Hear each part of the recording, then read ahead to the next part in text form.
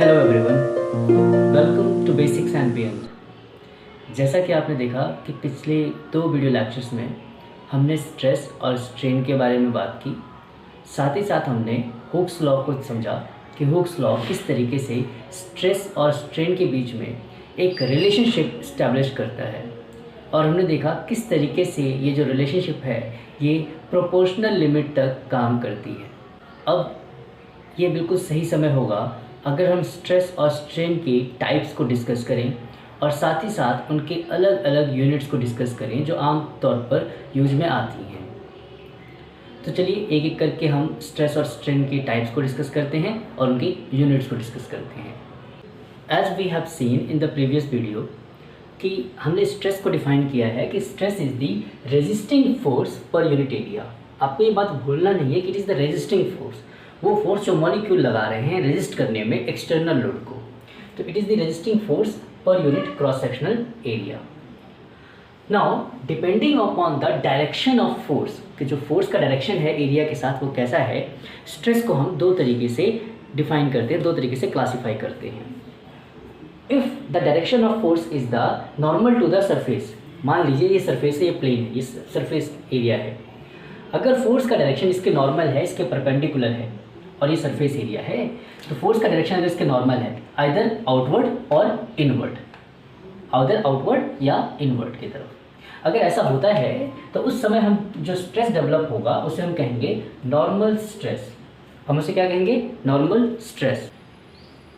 And further अगर ये direction, force की डायरेक्शन जो है सरफेस की तरफ है, inward towards the surface from both the sides, if it is towards the surface, जैसे कि आप इस डायग्राम में देख रहे हैं, तो ऐसे केस में हम जो फोर्स लगेगा इसे कंप्रेसिव फोर्स कहेंगे और जो स्ट्रेस डेवलप होगा इसे हम कंप्रेसिव स्ट्रेस कहेंगे, कंप्रेसिव स्ट्रेस।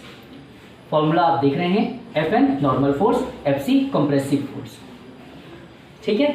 और साथ ही साथ अगर ये दोनों तरफ से, सरफेस के दोनों तरफ अगर ये जो है अवे फ्रॉम द नॉर्मल लग रहा है, नॉर्मल से बाहर की ओर लग रहा है, तो ऐसे केस में आप इसे टेंसाइल स्ट्रेस कहेंगे, जैसा कि आप इस डायग्राम में देख सकते हैं, टेंसाइल नेचर का फोर्स लग रहा है।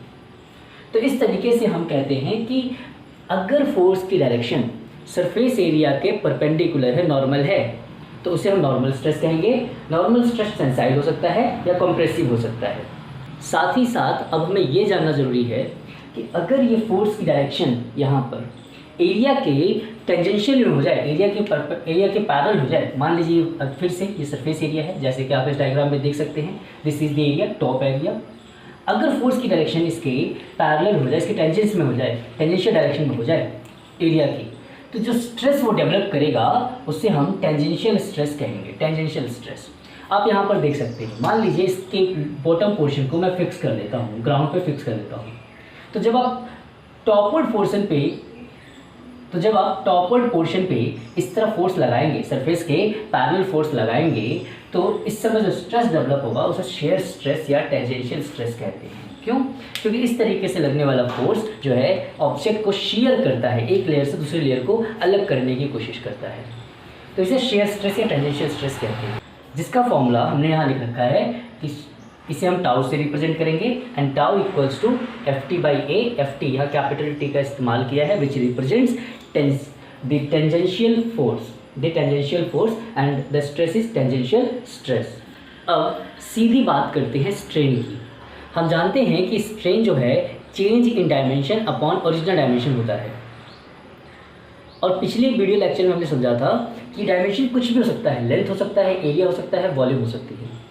तो अगर लेंथ में चेंज आ रहा है तो लेंथ के रिस्पेक्ट में आप क्या बोलेंगे? Linear strain. इसी तरीके से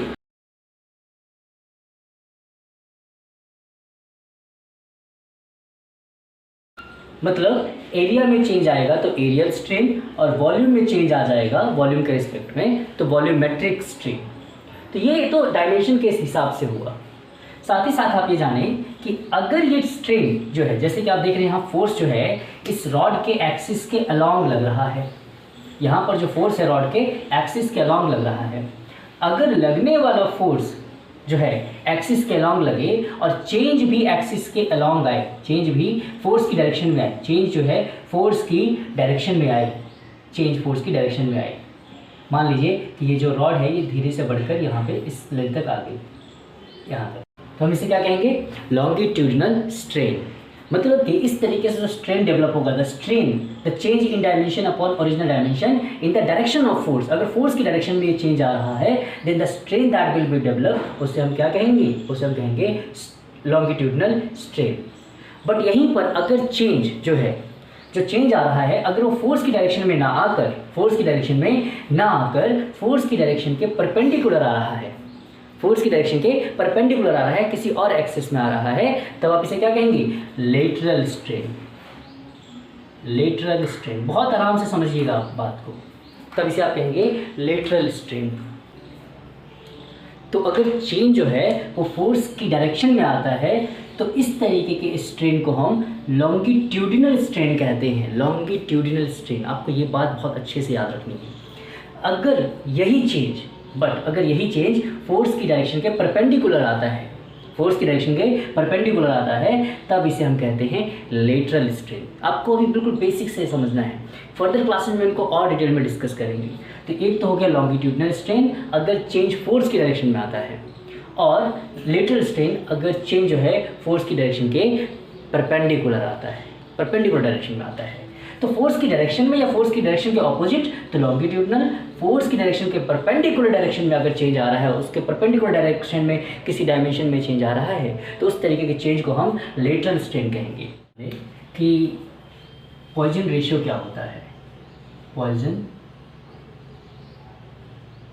रेशियो, पॉइजन रेशियो एक रेशियो है, एक तरीका रेशियो है जिसे हम कहते हैं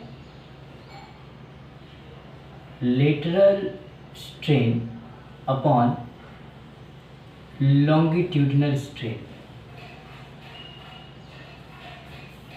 मतलब लेटरल स्ट्रेन और लॉन्गिट्यूडिनल का जो रेशियो होता है, इसी को पॉइजन रेशियो कहते हैं, जिसे हम म्यू से रिप्रेजेंट करते हैं, म्यू से। तो एक बात आपको ये याद रखनी है। अब हम डिस्कस करते हैं स्ट्रेस की अलग अलग यूनिट्स जो हम यूज करते हैं।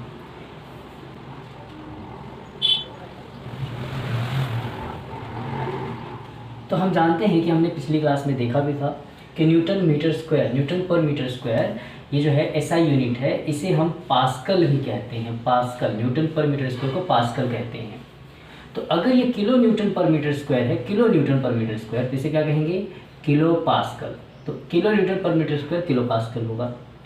न्यूटन पर मिलीमीटर स्क्वायर, न्यूटन पर मिलीमीटर स्क्वायर, अगर आप यूनिट को कन्वर्ट कर देंगे, न्यूटन पर मिलीमीटर स्क्वायर को न्यूटन मीटर स्क्वायर में कन्वर्ट करना चाहेंगे, तो आप देखेंगे ये जो वैल्यू यहाँ पर आएगी दैट विल बी 10⁻⁶ न्यूटन पर मीटर स्क्वायर। ये इसके बराबर वैल्यू आएगी, ये वैल्यू इसके बराबर आएगी। मतलब आप कह सकते हैं कि जो न्यूटन पर मिलीमीटर स्क्वायर है, इसे आप कह सकते हैं मेगा पास्कल, मेगा पास्कल। और इसी तरीके से किलो न्यूटन पर मिलीमीटर स्क्वायर जो है ये कन्वर्ट हो जाएगा 10⁻⁶ किलो न्यूटन पर मीटर स्क्वायर में, और जब आप इसे मल्टीप्लाई करेंगे तो बन जाएगा गीगा पास्कल, बन जाएगा giga pascal. So these are the units जो आमतौर पे हम इस्तेमाल करते हैं अपने अलग अलग तरीके के न्यूमेरिकल प्रॉब्लम्स में। अब इसके बाद जो है हम धीरे धीरे अब न्यूमेरिकल्स की तरफ बढ़ेंगे, कुछ डेरिवेशंस देखेंगे और हुक्स लॉ को डिटेल में समझने की कोशिश करेंगे।